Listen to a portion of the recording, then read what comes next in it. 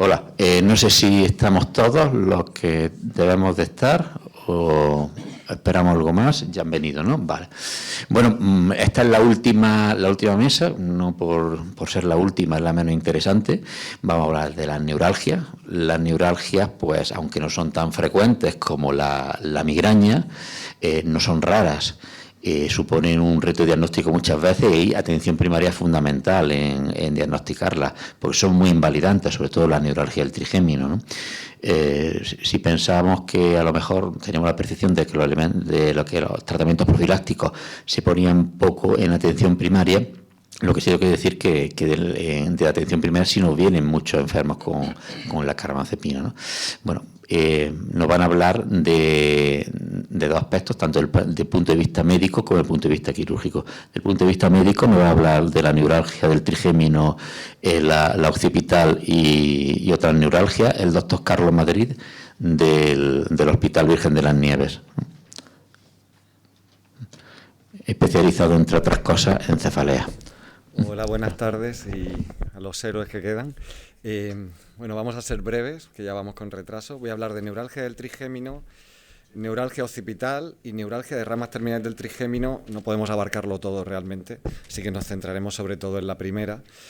Bueno, a la hora de abordar un dolor craneofacial, una de las complejidades que tenemos es que realmente todas las estructuras craneofaciales tienen una inervación, unas aferencias sensitivas múltiples, dependientes ya sea del trigémino, de ramos cervicales, del glosofaringeo, del intermedio, etcétera, lo cual lleva muchas veces a ser difícil definir la etiología o la localización de un dolor craneofacial.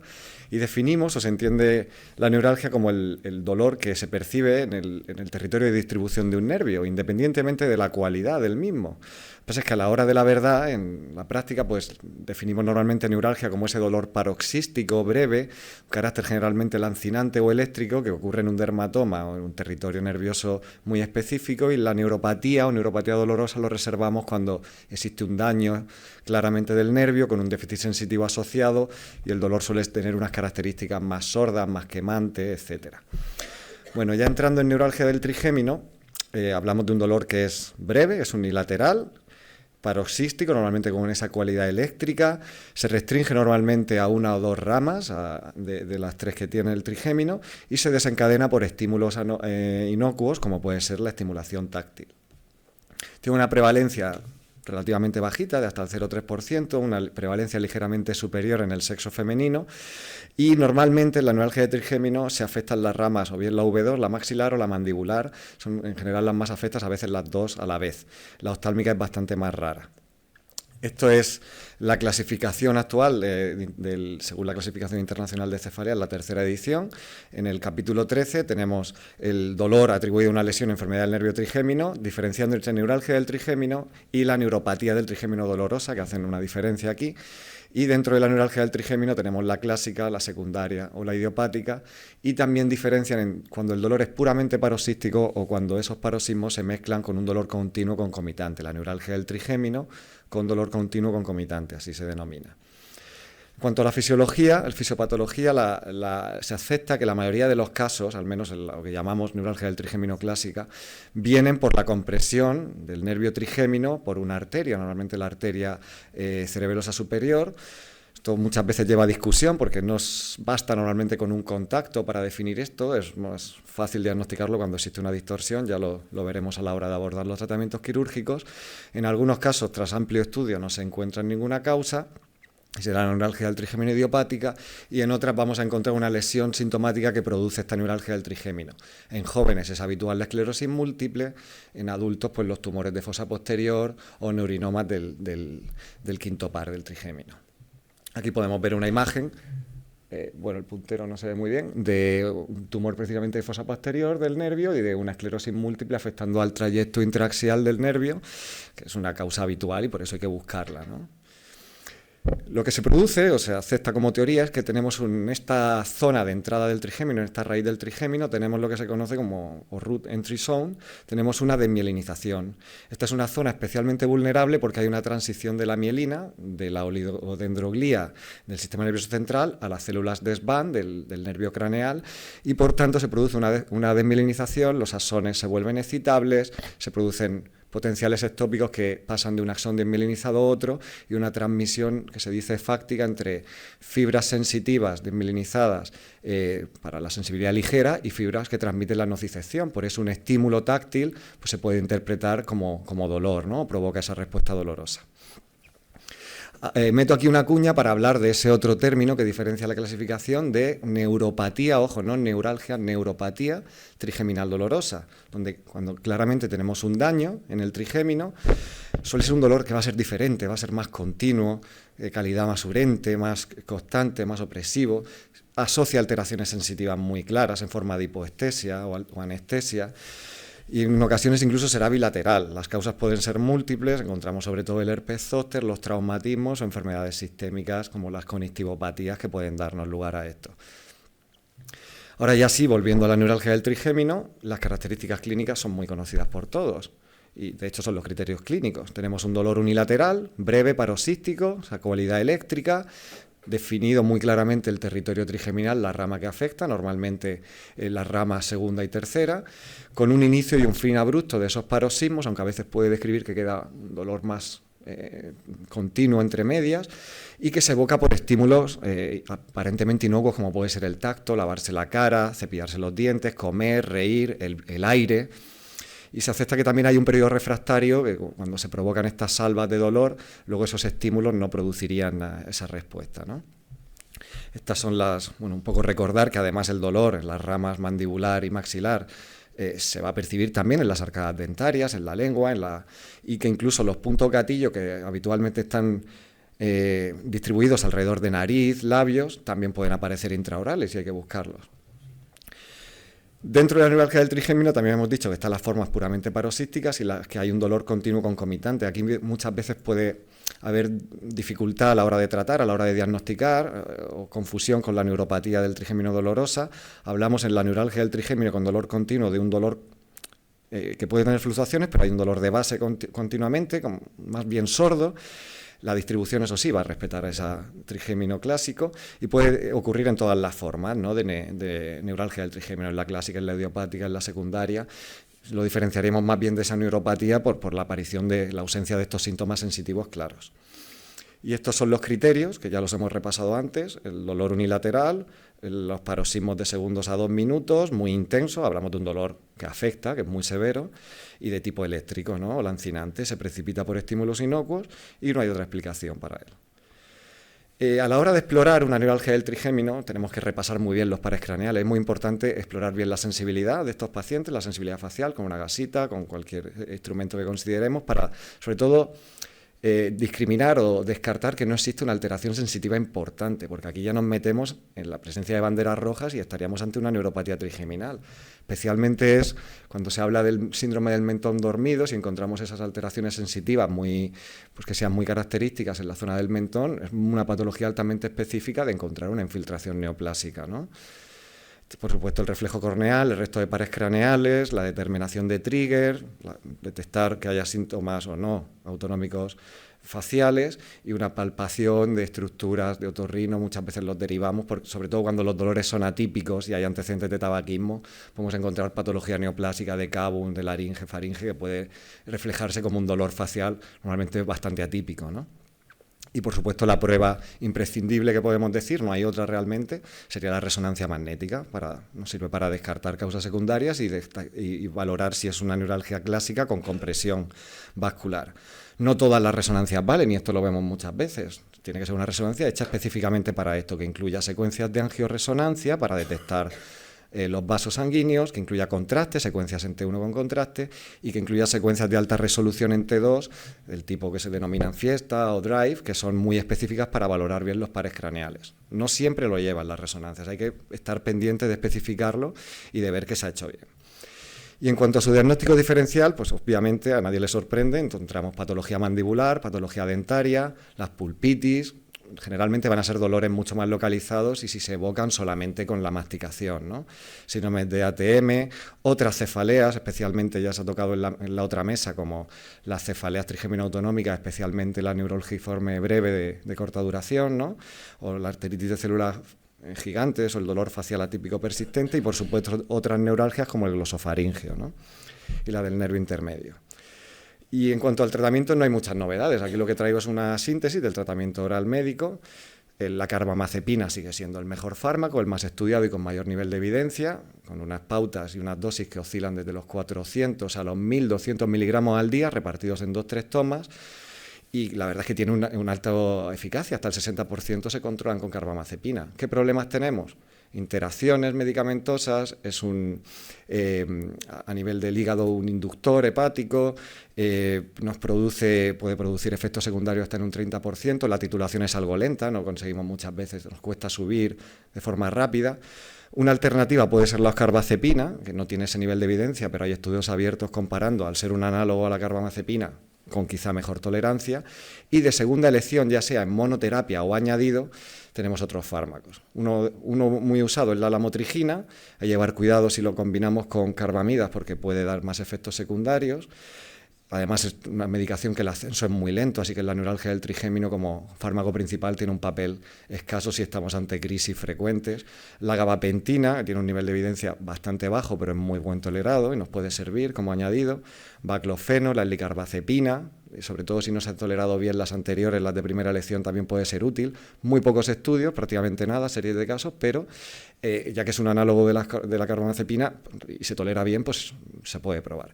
Y la lacosamida, que cada vez se usa más, también es un bloqueante de canales de sodio, pero una de las ventajas que tiene es su metabolismo renal, se tolera muy bien, pocas interacciones y tiene estudios retrospectivos que avalan su eficacia, la verdad, entre dosis entre 100 y 400 miligramos.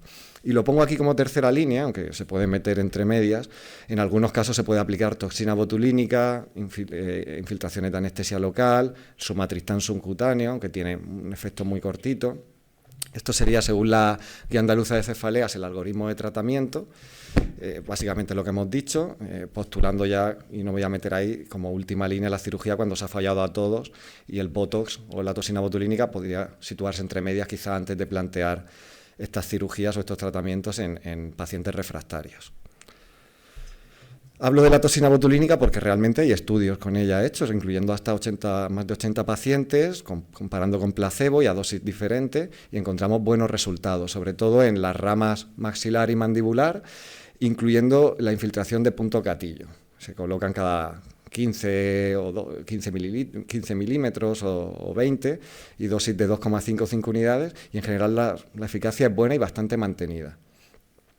¿Qué pasa en urgencias? Porque vamos a ver estos pacientes que muchas veces se descompensan y vienen con crisis continuas, no pueden comer, no pueden beber, no pueden abrir la boca, situación totalmente catastrófica. Aquí, la evidencia es mucho más baja, encima no nos podemos valer de esta medicación oral, no va a hacer efectos rápidos.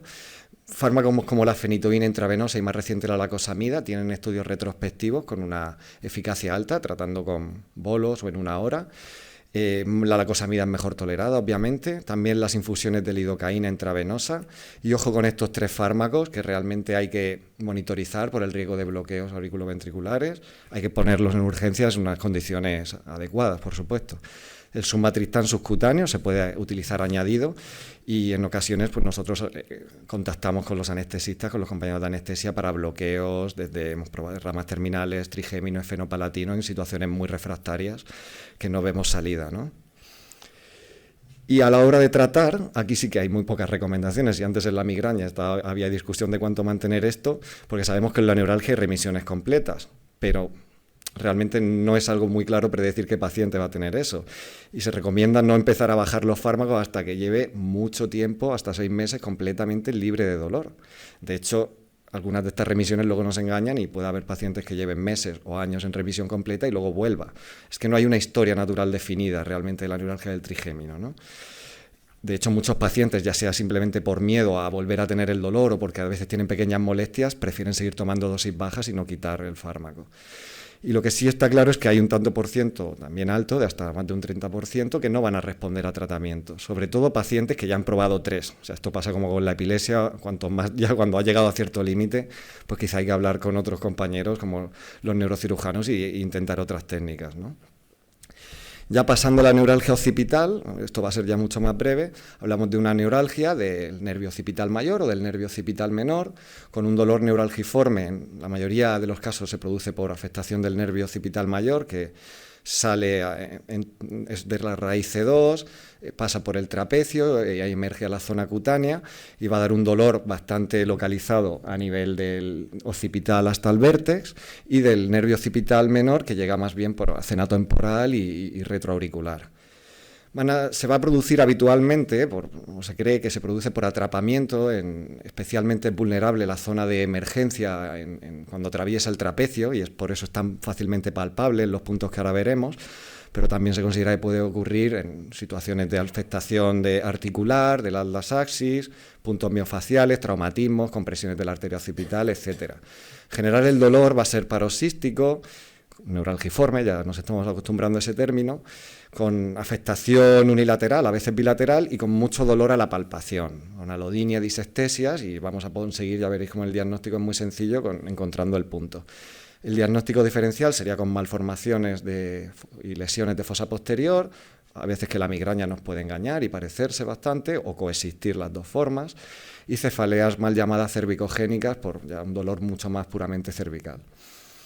Aquí el diagnóstico es realmente muy clínico, y si conseguimos, aquí vemos la salida del nervio occipital, si trazamos una línea entre la protuberancia occipital y la mastoides y la dividimos en 3/3, la unión entre el tercio medio y el medial sería por donde emerge el nervio occipital mayor, donde deberíamos palpar, donde además se puede bloquear, y entre el tercio medio y el lateral, donde emergería el nervio occipital menor. Y ahí es la zona que normalmente, si tocas al paciente, pega un repullo y le da el calambrazo. Muy fácilmente normalmente detectarla.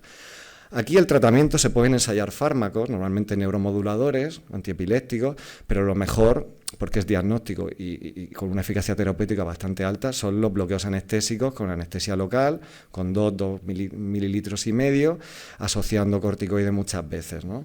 Son en algunos casos seleccionados más refractarios, se puede plantear toxina botulínica añadida o radiofrecuencia pulsada del nervio occipital, y en algunos casos de cirugía ya en casos muy refractarios. Y terminando ya con las neuralgias de ramas terminales del trigémino, se reparte, ¿no?, toda la distribución de estos dermatomas de la rama oftálmica maxilar mandibular por diferentes ramas terminales que van a tener un territorio muy bien definido, y puede existir la afectación exclusiva de estas ramas sin ser una neuralgia del trigémino completa, ¿no? Se trataría de un dolor paroxístico, eléctrico, pero muchas veces hay un componente también de dolor continuo con disestesias. Y aquí el conocer la anatomía es muy importante, porque el bloqueo anestésico, si somos capaces de hacerlo, puede ser diagnóstico otra vez y muy terapéutico, ¿no? Las causas normalmente van a ser antecedentes de cirugía, traumatismo, en general lo que vamos a encontrar para explicar estas neuralgias. Muy brevemente, de las ramas terminales dependientes de la raíz oftálmica, encontramos la neuralgia del supraorbitario, que emerge, que se encargaría de toda la piel de la región frontal hasta prácticamente la mitad del cráneo. Emerge por la escotadura supraorbitaria, que todos nos podemos tocar, y ahí es la zona fácilmente para diagnosticarlo y bloquearlo, con menos cantidad de anestésico. Aquí no se utilizan corticoides. La neuralgia del supratroclear también, que saldría por el borde interno de la órbita superior, y con esta zona más medial. O la neuralgia del lagrimal, que encargaría de esta parte más adyacente al borde externo, de esa zona de piel alrededor, que también, como vemos en el dibujito marcado en este caso, ¿no? Otras ramas menos comunes son la del infratroclear, en la carúncula y la raíz del nasal, o la neuralgia del nasal externo. Y aquí, si se puede, pongo un vídeo simplemente para ver un bloqueo, en este caso del supraorbitario, para ver lo sencillito que es, palpando bien esa escotadura supraorbitaria.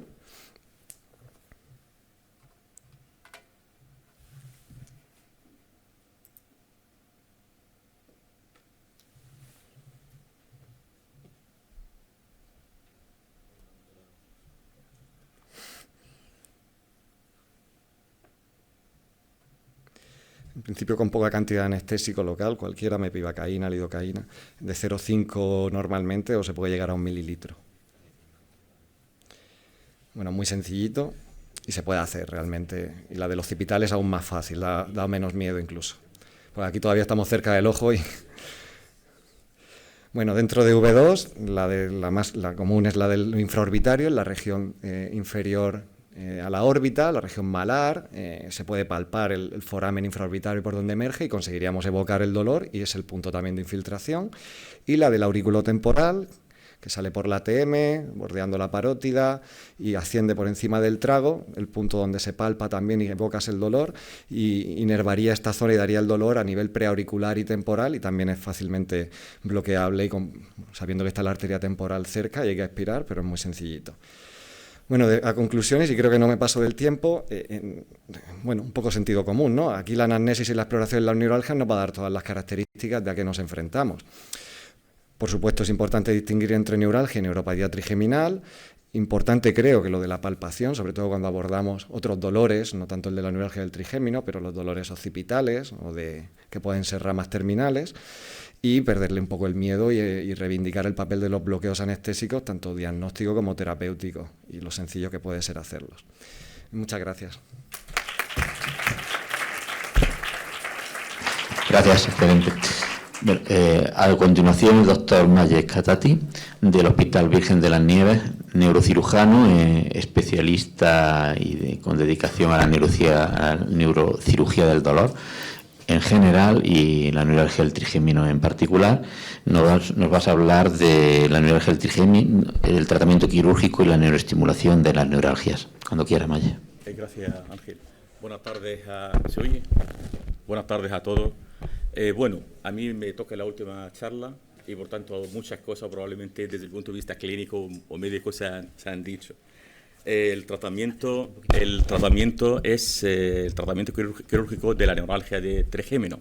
Ya lo ha comentado el doctor Madrid en relación con la fisiopatología de la neuralgia de trigémino, sobre todo cuando hablamos de la neuralgia de trigémino primaria, hay una buena parte de ella se produce por compresión vascular, compresión de la raíz dorsal, lo que es la salida del trigémino del troncoencéfalo, y eso provoca al fin y al cabo que son fenómenos de inervación y desmineralización de la vaso de la neuroglía, lo que es de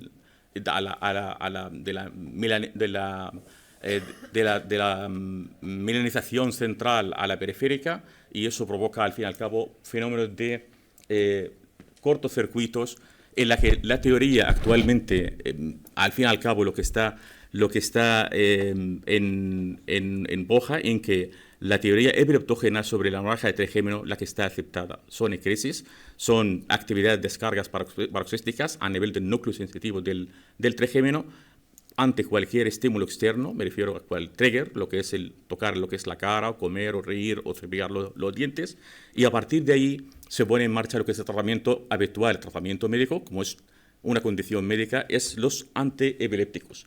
La pregunta viene, ¿cuándo hay que tratar quirúrgicamente la neuralgia de trigémino? Se trata de la neuralgia de trigémino cuando el tratamiento médico no es efectivo, que eso habitualmente no pasa, por lo menos durante un tiempo el tratamiento médico es efectivo, y cuando ya hace falta, no se está haciendo efectivo y hace falta dosis más altas de tratamiento y no responde el paciente, cuando ya se empieza a valorar las opciones quirúrgicas, o cuando los efectos secundarios de la medicación antiepiléptica, que son para la neuralgia de trigémino, cuando no son tolerables por el paciente. Esas son las condiciones fundamentalmente en las que se empieza a optar por el tratamiento quirúrgico. El tratamiento quirúrgico de las neuralgias de trigémino desde hace años está establecido. Una de ellas, la más importante, es la descompresión microvascular. Por supuesto, en los años 60 empieza otra opción, que es la radiocirugía, y por supuesto tenemos lo que es las técnicas percutáneas o las técnicas lesivas, que luego ya hablaremos un poco sobre ellas. En relación con la descompresiva microvascular, las condiciones son neuralgia de trigémino provocada fundamentalmente por un bucle vascular que está en relación con el trigémino, y esa normalmente es la arteria cerebrosa superior, aunque es verdad que puede haber otras ramas, incluso en la dolicuctasia de la arteria basilar o de la arteria o de la aica, en la que pueden comprimir lo que es el trigémino. Una de las condiciones en que haya un vaso que está relacionado con el trigémino. Segundo, en la condición del paciente. Los pacientes tienen que tener buenas condiciones clínicas, la morbilidad de la que están asociadas a ellos sea baja. Por tanto, el riesgo quirúrgico tiene que ser riesgo quirúrgico bajo. ¿Por qué? Porque es una cirugía mayor, necesita anestesia general y consiste habitualmente en abrir una pequeña una craniotomía en la que está justo por detrás de la oreja, acceder al trigémino y intentar encontrar la arteria en la que está estrangulando o está empujando lo que es el nervio del trigémino. Se intenta desecar lo que es la arteria y ponerla una especie de almohadilla, una tela, que es el teflón, se pone entre la arteria y entre el trigémino.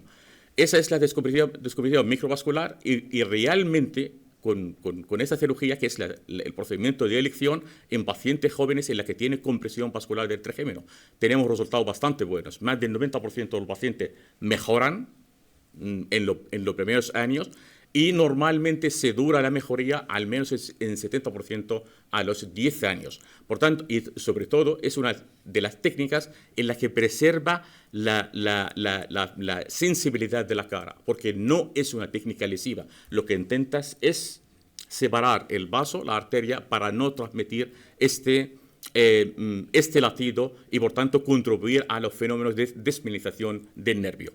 En algunas ocasiones, en pacientes jóvenes, no es tan evidente el vaso que está comprimiendo lo que es el trigémino, porque algunas veces, y se han descrito, en las que hay venas en las que pueden estar en contacto con el trigémino, y el paciente, son pacientes jóvenes en las que nosotros apostamos por una cirugía que es la descompresiva microvascular. Es el abordaje directo al trigémino.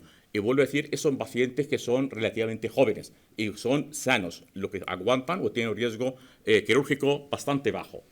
Esa técnica, aunque es la técnica de elección para tratamiento de la neuralgia de trigémino, no hay ninguna evidencia clase 1 en la que la compara con otras técnicas lesivas, que son las percutáneas, en la que tiene ese tipo de evidencia. Pero los estudios en los que son habitualmente estudios observacionales y retrospectivos avalan esta evidencia en que es la técnica de elección en pacientes jóvenes en la que hay compresión del trigémino. Aquí se ha comentado antes, esas técnicas normalmente se hacen por la unidad del dolor, por los anestesistas, en la que se intenta bloquear, inicialmente con el bloqueo con anestésicos, algunas de las ramas de las tres ramas del trigémino, algunos de los nervios periféricos. Por ejemplo, como se ha comentado, en el caso de V1 se puede el supraorbitario o el supratroclear, en el caso de V2 el infraorbitario o el V3, por ejemplo, en el nervio dentado. Se puede intentar bloquearlos con anestesia local, pero cuando quieres hacer neuroectomías, que ya se hace muy poco, ¿por qué? Porque los resultados pueden mejorar transitoriamente durante poco tiempo lo que es el dolor del paciente, pero la recidiva es muy alta cuando pasan ciertos meses o unos años. Por tanto, haciendo neuroectomías que sean por radiofrecuencia o por abordaje directo o por uso de alcohol, la neuroectomía químicas prácticamente no se lleva a cabo.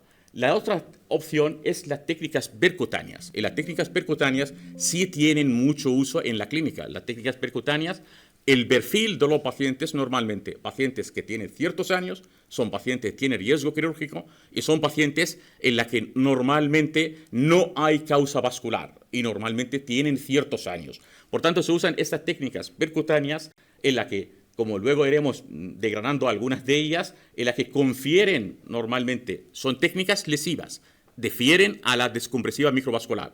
Eso quiere decir que con algunas sustancias o con algunos procedimientos percutáneos, con anestesia local, habitualmente sedación, y rara vez en anestesia general, lo que se hace es intentar lesionar las fibras amilénicas, que es el tipo A delta y el tipo C. Son fibras en las que transmiten el dolor y no tienen mielinas, y intentas preservar las otras fibras mielinizadas, que son alfa y beta, las que transmiten habitualmente la sensibilidad epicrítica o la sensibilidad superficial. Por tanto, esas técnicas normalmente tienen una tasa de éxito entre el 80 y el 90% en mejorar el dolor al paciente, pero tiene un hándicap en la que cuando lo sigues en el tiempo, encuentras en que la tasa de recidiva es relativamente alta, que puede llegar hasta el 50% a los 10 años. Pero durante unos cuantos años o unos cuantos meses, por lo menos, mejoran el dolor del trigeminal del paciente.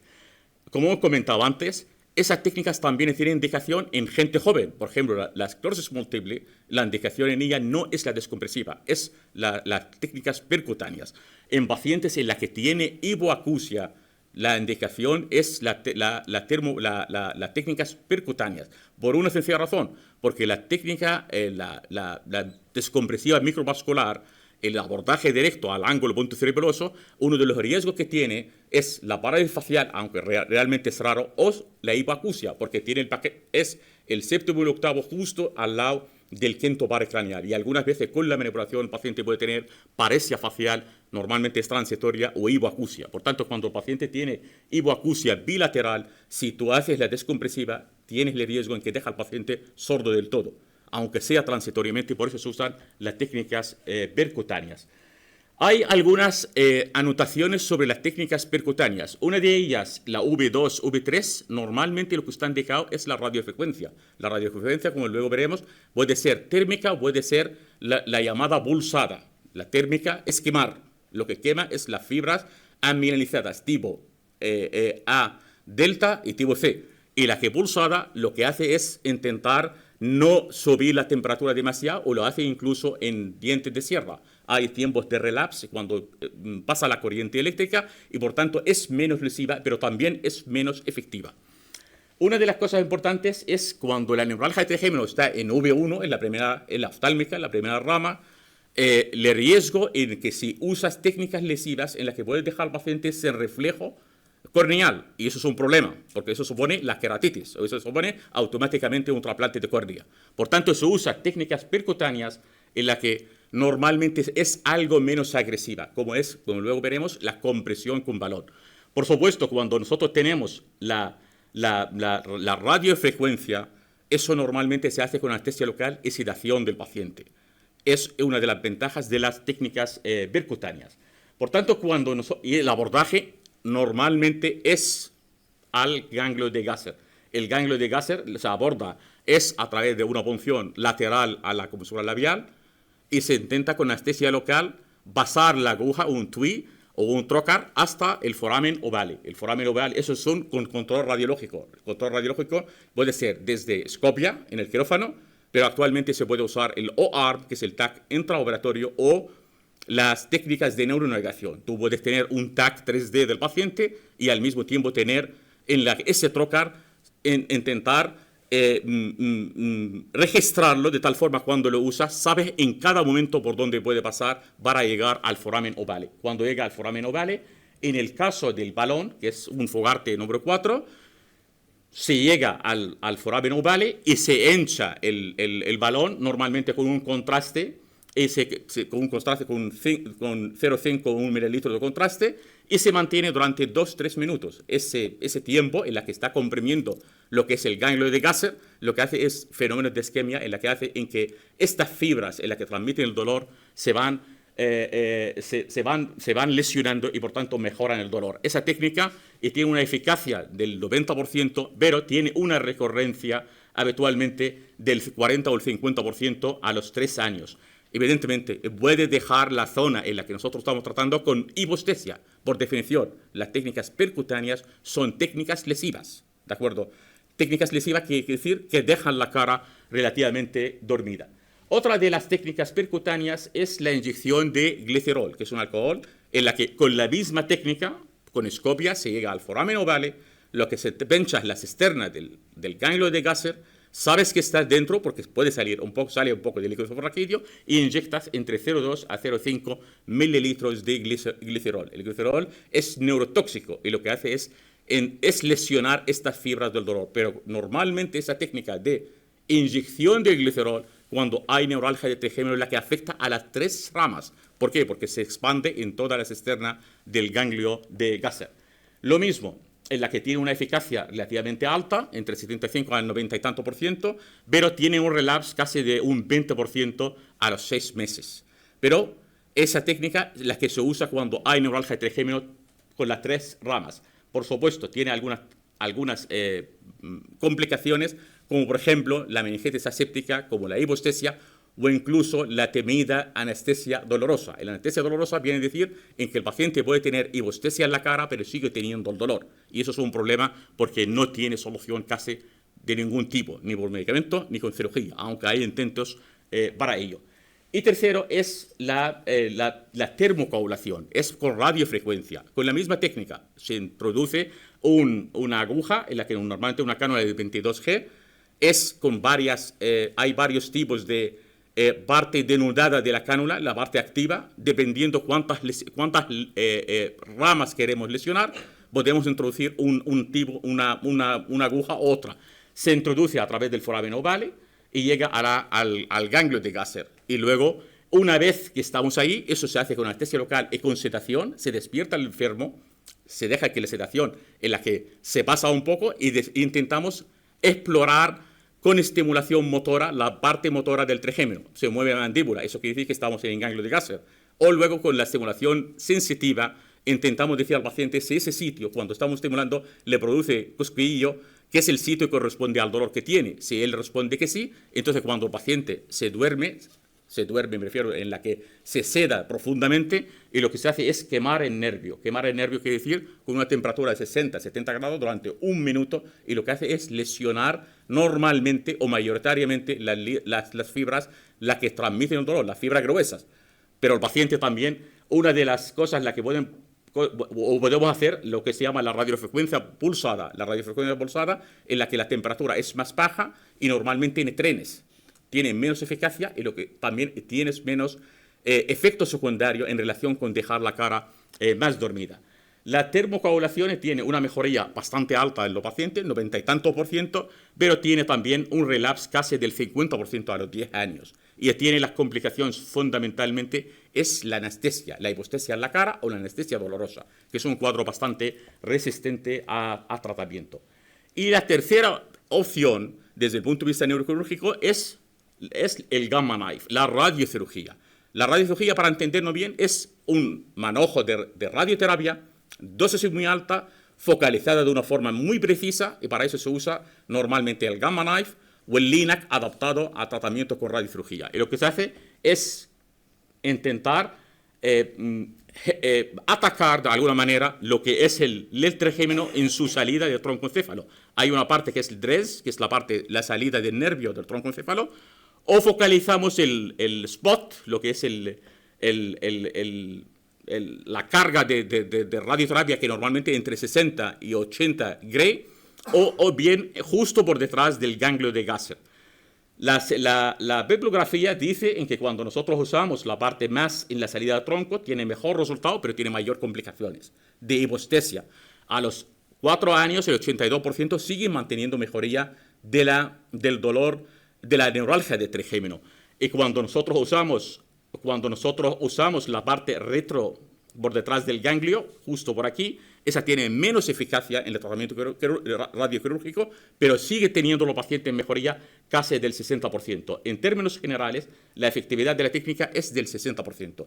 Eso es un tratamiento ambulatorio, es un tratamiento no invasivo y es un tratamiento en el que se ofrece a los pacientes, sobre todo pacientes que tienen morbilidad, un riesgo quirúrgico muy importante, o pacientes en la que no quieren meterse a ningún tipo de tratamiento, o pacientes que hayan sido operados de neuralgia de trigémino y se ha hecho la recurrencia, ha vuelto el dolor y no quieren hacer más desde el punto de vista invasivo. Es un tratamiento ambulatorio, pero tiene un handicap. Tienes que esperar un tiempo. Como es radioterapia, tienes que dejarle un tiempo, normalmente en semana o 4 a 6 semanas, porque lo que hace la radioterapia normalmente es una combinación de degeneración axonal, pero de todo, de tanto que están los axones que son amilénicos como hemilénicos. En algunas revisiones sistemáticas en las que han comparado la radiocirugía con las técnicas percutáneas, han encontrado en que la técnica, la termocoagulación es más efectiva, incluso que el glicerol, incluso con la radiocirugía, pero también tiene mayores complicaciones en términos de dejar la cara algo más dormida en el sitio del dolor. En términos generales, una neuralgia de trigémino, tenemos que ver los pacientes que son jóvenes y tienen un vaso, es la descompresiva microvascular. Ese es el tratamiento de elección quirúrgico para la neuralgia de trigémino. Si esos pacientes luego vuelven a tener el dolor, podemos contemplar la radiocirugía, o incluso podemos contemplar otra vez descomprimir el trigémino con cirugía a través de fosa posterior. Y mientras, si tenemos pacientes en la que tienen neuralgia de trigémino que relativamente tienen corbimortalidad, riesgo quirúrgico alto, o relativamente mayores, entonces nosotros lo que intentamos es hacer técnicas percutáneas. Si es la segunda y la tercera rama, se ofrece normalmente la radiocirugía. Si es la primera rama, es la compresión por balón, porque esa es la que tiene menos efectos secundarios sobre el reflejo corneal. Y si es las tres ramas, lo que se usa es normalmente inyección de glicerol en la cisterna del ganglio de Gasser. Eso más o menos lo que es el cuadro general o el esquema general de cómo enfocar o cómo intentar plantear el tratamiento quirúrgico de la neuralgia de trigémino. Solamente una diapositiva y media sobre la neuralgia glosofaringea. Es una neuralgia bastante rara. Simplemente decir que el glosofaringeo es un nervio sensitivo-motor, tiene una función motora fundamentalmente la deglución, tiene una función sensorial en la que coge la parte gustativa de los 2/3 posteriores de la lengua, parte del oído, incluso del istmo de la fauce, de la parte faringo-timpánica. Tiene una función autonómica que es la secreción, la salivación a través de la parótida, y tiene unas funciones viscerales en la que el reflejo de vómitos o reflejo nauseoso participa en él, pero también participa en la regulación de la presión arterial a través de recogida de información de los senos, de la bifurcación de los senos carotidios, de la bifurcación de las carótidas. Todas esas aferencias viscerales pueden llegar al ganglio inferior, en la que participa en él lo que es el núcleo del tracto solitario, y mientras las aferencias sensoriales somáticas interviene en él el ganglio superior, en que las aferencias del ganglio superior, del tracto espinal del nervio trigémino. Por eso, alguna sintomatología de la neuralgia de glosofaringeo se puede confundir en algún momento con una neuralgia de trigémino, porque comparten un núcleo en común. Respecto a la neuralgia de glosofaringea, normalmente es un dolor al hablar, al tragar, a salivar, sobre todo en la parte posterior de la lengua y en la parte de la periamigdalina, para entendernos bien, y en el oído y el ángulo de la mandíbula. Hay tres formas. La forma es la faringea, la que hemos comentado, pero hay otra forma otálgica. La forma otálgica por la inervación que tiene. Es como un dolor sordo en el oído y en la oreja. Otras veces puede haber lo que se llama las neuralgias vago-glosofaringeas, en las que participan los dos nervios. Y esas vienen dadas por síncopes, nada más. Síncopes por el paciente. La neuralgia glosofaringea tiene poca incidencia, menos de un caso por 100.000 habitantes, y por supuesto la causa más frecuente es normalmente compresión por alguna rama de la arteria vertebral, y fundamentalmente es la pica, ¿de acuerdo? Esa es una reconstrucción 3D sobre la pica en relación con el noveno y el 10º par craneal. También puede haber irritación del glosofaringeo en su bajada después de la salida del foramen yugular a nivel del cuello. Es por la apófisis esteroide, es el síndrome de Egel. Respecto al tratamiento, se han probado varios tratamientos desde los años 30 y todos con éxito, pero la diferencia, unos más destructivos que otros. Se usaba es la destrucción, la absorción del nervio en los ganglios, más allá en los años 30, y durante años se usaba es seccionar fibras del glosofaringeo y algunas raicillas del vago, porque normalmente participa también en ese tipo de neuralgia. Actualmente, como ya se ven los vasos, como en esta imagen, como es el noveno y el 10º, están estrechados por la arteria vertebral y por la pica. Lo que se hace es intentar separarlos y poner una especie de almohadilla como la neuralgia de trigémino, y con esto se consigue en más del 90% de los pacientes mejoría clínica del cuadro de la neuralgia glosofaringea durante al menos 4 o 5 años, de una forma duradera. Bueno, eso es todo lo que queríamos contarlo del tratamiento quirúrgico de las neuralgias, tanto de trigémino como la glosofaringea. Muchas gracias. Muy bien, muchas gracias. Esto es magnífico, Mayez. Sí, bueno, ¿alguna pregunta? Sí, hay una pregunta. Muy bien, perfecto. Gracias. Una pregunta, si han visto, ¿hay alguna evidencia del uso de estatina en la neuralgia del trigémino? Porque yo tengo un paciente que tiene varios fármacos y tiene un control regular del dolor, y lleva unos meses tomando estatina, lo interrumpió por un motivo y luego lo ha retomado y ha notado la diferencia y él insiste en que es por la estatina y lo quería revisar, pero me he acordado ahora y pues, por si acaso han leído algo. No, en absoluto. A ver, lo podemos, si eso se puede hacer una búsqueda rápida, pero para nada, y no me suena que tenga mucho sentido tampoco. Pero bueno, ya sabemos que si un paciente dice que sí, pues genial, ¿no? No le vas a cambiar ahora. ¿Alguna pregunta más? ¿Sí? Bueno, mientras, esto va para los dos, teniendo en cuenta que las técnicas quirúrgicas, pues eso tiene menos morbilidad y menos mortalidad. ¿Estamos esperando mucho para enviar al neurocirujano la neuralgia del trigémino? ¿Qué opinas? Se envían, la verdad, probablemente al mejor menos, pero yo creo que la neuralgia del trigémino es la que tiene un vaso y gente joven, yo creo que el tratamiento de elección, francamente, es la cirugía. Porque la cirugía no es complicada, tiene un riesgo razonable y deja de condenar al paciente a medicación durante toda la vida, porque eso es realmente toda la vida. Es verdad que hay periodos en los que mejora, en la que tal, pero también la experiencia dice que muchos pacientes, que no responden a la misma dosis y hace falta subir de forma continua. Llega un momento, muchos de ellos, en los que no toleran y sobre todo ese tipo de pacientes. Yo creo que eso se benefician de la cirugía. Hay que esperar menos, ¿no? Que no hay que darle muchas vueltas y falla. Cuando hay un vaso, yo creo que la cirugía debe estar muy bien, bastante presente, porque hoy por hoy creo que el riesgo es bastante razonable. Muy bien. ¿Qué opina, doctor Maggi? Nosotros ahora que hemos empezado a hacer sesiones mensuales con la unidad del dolor, con neurocirugía, la verdad es que estamos mandándolos antes. Y luego una cosa que también nos estamos dando cuenta de que muchos pacientes con neuralgia del trigémino, previamente diagnosticados como con ausencia de compresión, algunos la están teniendo al repetir una resonancia con una técnica mejor, al verlo con mejores ojos. Entonces, en algunos casos que figure resonancia sin contacto vascular o sin compresión, que a lo mejor si no van bien hay que darles otra vuelta de hoja y echarles otro ojo. Porque estamos encontrando casos de ese tipo, donde de repente no tienen compresión hasta que parece clarísima, y ya alguno que ha mejorado, obviamente, al operarlo. ¿Soléis repetir la resonancia si no os queda claro en ese sentido para ver la compresión? En la evolución habitualmente lo hacemos, pero también es verdad en la que es una condición que tranquiliza al cirujano cuando ve un vaso que está comprimiendo el trigémino, pero evidentemente no es todo lo que se ve arterial. Hay venas en las que por el flujo que tiene puede comprimir y estrangular el nervio.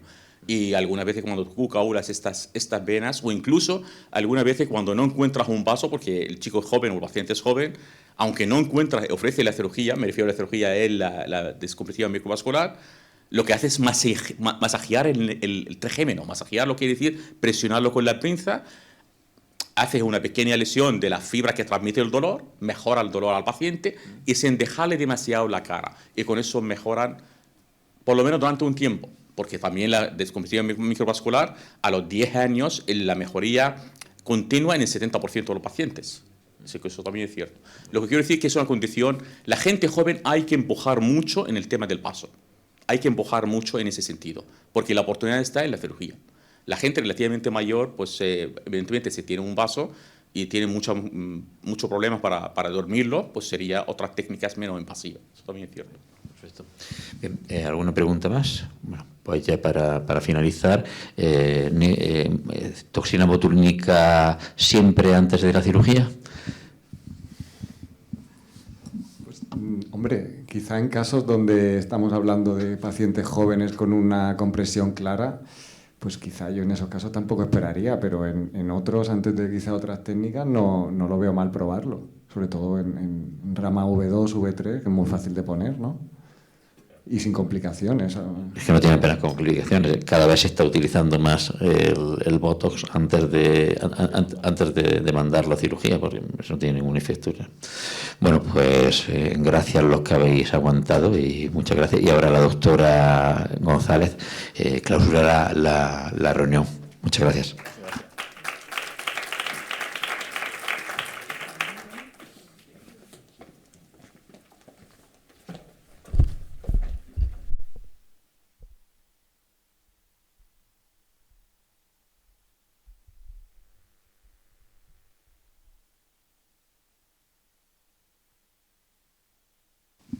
Bueno, ante todo vamos a hacer un cierre cortito. Daros las gracias de nuevo por haber asistido a esta jornada. Creo que hemos dejado bastante claro la importancia, tanto en el manejo de las cefaleas y de las neuralgias, de la multidisciplinariedad, el tener desde la puerta de entrada del paciente en atención primaria, que ya hemos visto que tenemos que, que hay que mejorar el retraso en el diagnóstico, el uso de preventivos y sobre todo lo que hagamos con atención primaria, hacerlo contando con ellos y dándoles voz, porque ellos saben cuáles son sus problemas y cuáles son sus dificultades. Después la doctora Marta Jiménez Parra nos habló del paciente en urgencias, ¿no? Y la importancia de utilizar fármacos de forma adecuada, de priorizar, de tardar lo menos posible en la atención de los mismos. Se ha hablado del papel de la enfermería en atención primaria, lo conocemos en las unidades de cefalea, pero es muy importante en atención primaria. Se ha hablado, el doctor Viguera nos ha hablado de la rentabilidad de las unidades de cefalea y cómo tenemos que trabajar para aumentar el número en Andalucía y el papel que tiene en la neurología general en la cefalea. Hemos podido hablar con el doctor Jiménez del acceso a fármacos, no nos hemos puesto, no terminamos de ponernos muy de acuerdo con los farmacéuticos hospitalarios, pero yo creo que con el tiempo sí que lo haremos. Y luego, posteriormente, pues ya hemos hablado de comorbilidades, de dolor crónico, en la salud mental, ¿no? Tan importante su manejo. Y después, las últimas mesas, pues que con estas cefaleas como la hipertensión intracraneal, las neuralgias, la cefalea trigémino autonómica y la importancia que tiene aquí la relación entre neurólogos, neurocirujanos, oftalmólogos, etcétera. Con lo cual, nos queda mucho por hacer, pero tenemos una disponibilidad tremenda, el plan nos está ayudando mucho, el proceso va a ser crucial y pues nada, agradeceros de nuevo, yo creo que podemos estar muy satisfechos con estas jornadas multidisciplinares de la cefalea. Le paso el micrófono a Daniel Fito para que también... Bueno, buenas tardes. Creo que me toca hacer la intervención que se espera que sea más corta de todo el día, ¿vale? Espero no defraudaros. No, simplemente no estaba previsto, de hecho, que subiéramos aquí a última hora, pero sí queríamos acompañar a Carmen a la hora de exponer las conclusiones de la jornada. Creemos que la jornada hace honor al nombre que tenía con respecto a que ha integrado a muchísimas visiones distintas relacionadas con esta patología, ¿no? Estamos hablando del plano farmacéutico, atención primaria, atención hospitalaria, el plano psicológico, psicosocial, con lo cual creo que ha hecho honor a su nombre con el tema de ser multidisciplinar. Y nada, nosotros que nos dedicamos y representamos junto con mi compañera Rocío Vélez, que hemos querido estar aquí toda la mañana acompañándonos, porque nos dedicamos a la parte metodológica en la Secretaría General de Planificación Asistencial y Consumo, que ha sido nuestro secretario general quien ha inaugurado, aunque sea de forma diferida. Nosotros que nos dedicamos a la cuestión metodológica, ¿verdad?, pues nos encanta estar pegados a la cuestión también asistencial, aunque nos enteremos de algunas cosas más y otras menos, pero sí es verdad que de aquí nos llevamos un aprendizaje bestial, ¿vale?, si me permitís la expresión. Y nada más, tenemos un reto muy bonito también este año con el plan, ¿verdad, Carmen?, con el tema de la evaluación, empezar con la evaluación interna del plan, ahora que ya lleva un tiempo recorrido. Y nada, daros las gracias a ti, a todo el equipo de la escuela que ha hecho posible la jornada, a todos los presentes, especialmente a los que estáis aquí aguantando hasta última hora. Y nada, que muchísimas gracias por todo.